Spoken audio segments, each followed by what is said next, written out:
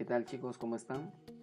Bueno, el día de hoy vamos a desarrollar lo que es el tema de pirámide, cono y esfera, ¿no? Lo que corresponde a lo que es geometría del espacio. Así que presten mucha atención con lo que vamos a brindar hoy día. Veamos. Con respecto a la pirámide, vamos definiendo de la siguiente manera, ¿no? Una pirámide regular es un poliedro en donde una de sus caras es una región poligonal cualquiera, ¿no? En donde eso se le va a llamar base, y las otras son regiones triangulares, ¿no? Obviamente con un vértice en común. Bueno, vamos a tener en cuenta acá, chicos, de que cuando hablamos de una pirámide, pues puede ser regular o puede ser irregular. En el caso de que sea regular, las caras son triángulos isósceles. Y si es irregular, las caras laterales solamente son triángulos, nada más, ¿ya? Bueno, la distancia que hay del vértice hacia la base es la llamada altura, eso no olvidar. Vamos a una pirámide regular. En una pirámide regular, la base es un polígono regular, o sea, significa que los lados de la base son iguales y sus ángulos también.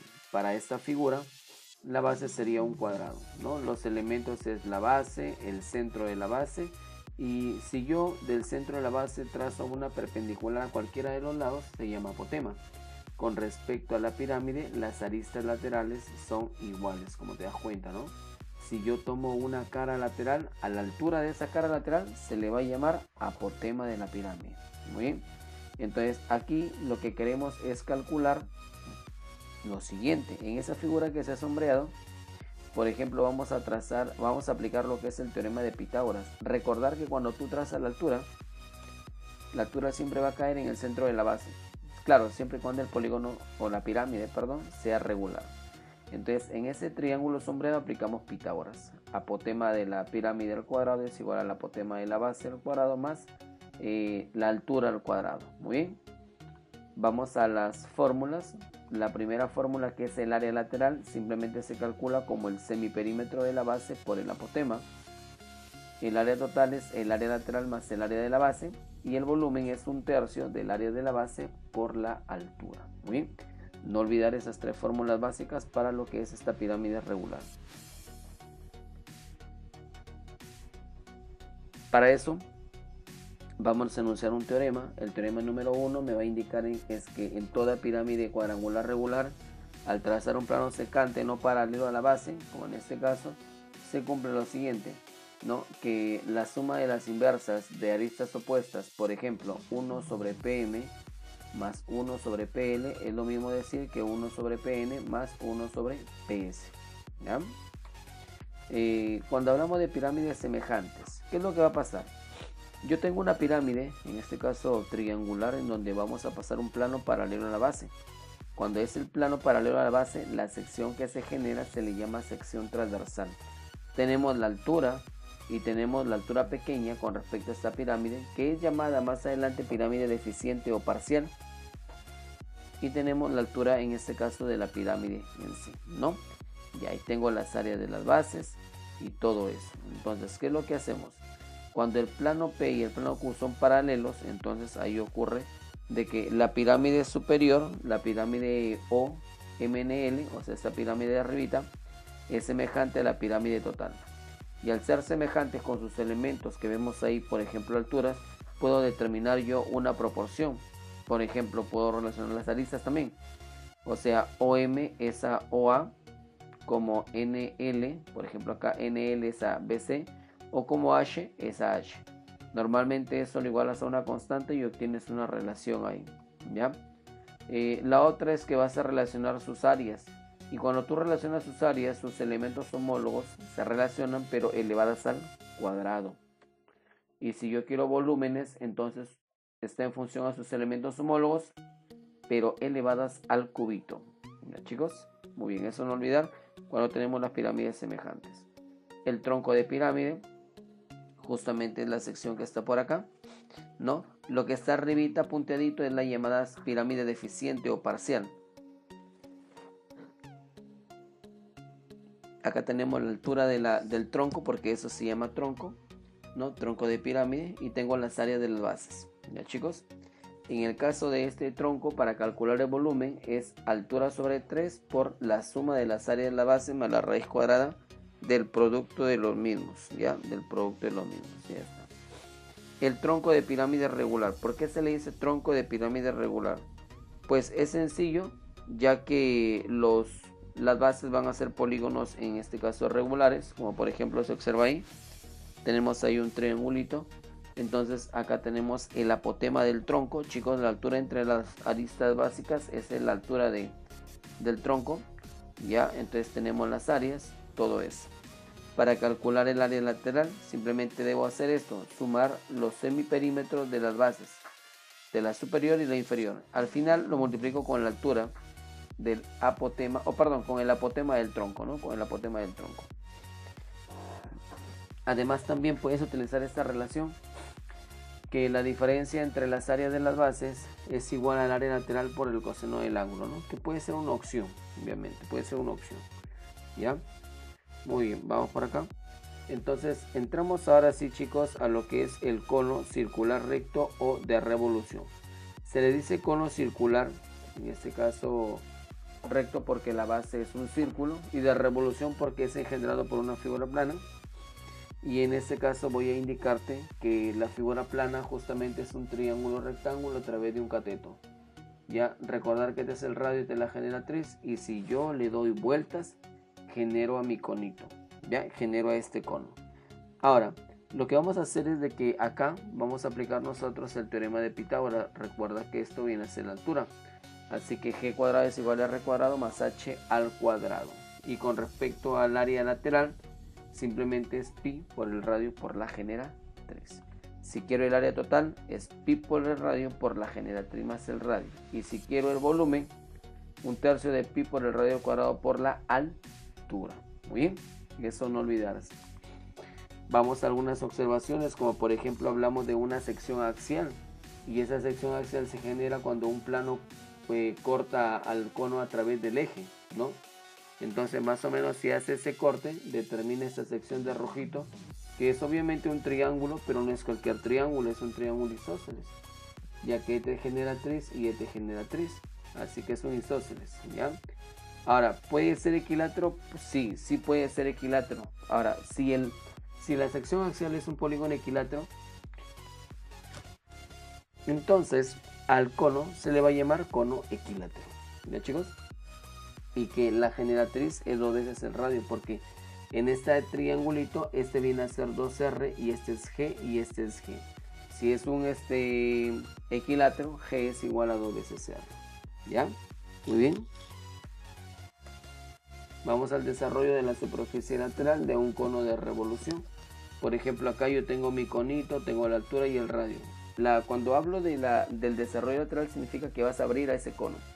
Y si tú lo abres, vas a formar esta sección que viene a ser un sector circular, en donde esta parte de acá que señalo viene a ser la longitud o el contorno de la base, 2pi por r. Tengo el ángulo del sector y tengo la generatriz. ¿Qué es lo importante acá? De que hay una relación, y esa relación me indica que el radio es a la generatriz como el ángulo es a 360 grados. ¿Ya? Muy importante esto, tenlo en cuenta. Y en la observación nos indica que si el desarrollo lateral es de un cono circular, es un semicírculo, entonces el diámetro de la base del cono es congruente a la generatriz. En este caso se dice que el cono es equilátero, ¿ya? O sea, cuando el cono es equilátero se tiene que su sección axial es un triángulo equilátero. Muy bien. Ya está. Se tiene también de que el ángulo de giro o este sector circular se convierte en un semicírculo. Muy bien. Ya está. El tronco de cono de revolución, y aquí está cortado. Tiene dos bases donde tiene dos radios, el menor y el mayor. Tengo la altura, que eso ya lo conoces, y la generatriz. Para calcular el área lateral simplemente sería pi por la suma del pi g por la suma de los radios. Para el volumen simplemente es pi por h sobre 3 por la suma de cuadrado de los radios más el producto de los mismos, por ejemplo ahí, ¿ya? No olvidarse, chicos, eso, por favor, ¿eh? Y vamos con un teorema, y en este teorema me indica que acá, por ejemplo, nos damos el cilindro, la esfera y el cono. en donde estos dos, la esfera y el cono, se pueden inscribir en el cilindro, ¿verdad? Ya, pero estos tres tienen una relación. Y esa relación va a ser que el volumen del cilindro es A3, como el volumen de la esfera es A2 y como el volumen del cono es A1. Las condiciones necesarias es que, si te das cuenta, entre la base de del conito y de la pirámide es la misma, ¿sí o no? Tiene el mismo radio, ¿ya? Pero ese mismo radio también es para la esfera, ¿no? O sea, para cuando cumple esas condiciones, se tiene que el volumen del cilindro, el volumen de la esfera y el volumen del cono están en una relación de ¿cuánto? De 3, 2 y 1. ¿Ya, chicos? Semejanza de conos, parecido al caso anterior. Entonces yo puedo relacionar sus bases, ¿no? Por ejemplo, acá las bases S1 y S2 son las bases. Y las puedo relacionar en función a ¿qué? A sus elementos homólogos. Por ejemplo, S1 corresponde a esto. El S corresponde a todo, ¿ya? Y los elementos homólogos son las generatrices y las alturas. Si relaciono áreas que pueden ser totales, laterales, básicas, entonces los elementos homólogos son elevados al cuadrado. Y si yo cojo volúmenes, sus elementos homólogos son elevados al cúbito. ¿Ya? Muy bien. Y por último, entramos a lo que es la esfera de revolución. Se dice de revolución porque es engendrada por una figura plana que es un semicírculo. Ya está. Entonces más o menos acá ya tengo el semicírculo. A ver, y este semicírculo al darle vueltas me va a formar la llamada esfera. ¿Ya? Si quiero calcular el área de la superficie esférica, la fórmula es 4pi por el radio al cuadrado. Si quiero hallar el volumen de la esfera, 4/3 de pi por el radio al cúbito. Y obviamente determinamos de que si en esta esfera le hacemos un corte, entonces la sección que se genera ahí se le va a llamar círculo menor. Y si este corte pasa por el centro de la base, se le llama el círculo máximo o círculo mayor. No olvida, por favor. Ahora vamos con respecto al lustro esférico. El lustro esférico es una parte o porción de superficie esférica, como se muestra acá. ¿Sí? Es generado por la rotación de una semicircunferencia. Ya, la semicircunferencia la pego, el diámetro lo pego al eje y luego girar. ¿Ya? Pero el giro debe ser menor a 360 por si acaso. Entonces ahí vamos que el ángulo es alfa, así que el área del uso sería pi por el radio cuadrado por el ángulo sobre 90 grados. No olvidarse eso. Con respecto a la cuña esférica, ahora la cuña esférica es calcular el gajo en sí, o sea, calcular el volumen de esa figura. Entonces, ¿cómo se calcula el volumen? Simplemente es pi por el radio al cúbito por el ángulo sobre 270 grados. ¿Ya? Luego tenemos la zona esférica, que es una porción generada por un arco de circunferencia que gira alrededor de su diámetro. El segmento esférico, que viene a ser porción de esfera comprendida entre dos de sus zonas esféricas y sus bases. Ya está. O sea, quiere decir que está cerca, ¿no? Ya está. Vamos acá. Muy bien, la distancia entre las bases. Ya, claro, aquí la distancia entre las bases se llama altura del segmento esférico. No te olvides, ahí está. Zona esférica de una base o casquete esférico. Entonces, para que más o menos entiendas qué es una zona esférica, imagínate una naranja, le haces un corte, ya, y te quedas con la parte superior. A la cascarita se le llama zona esférica de una base.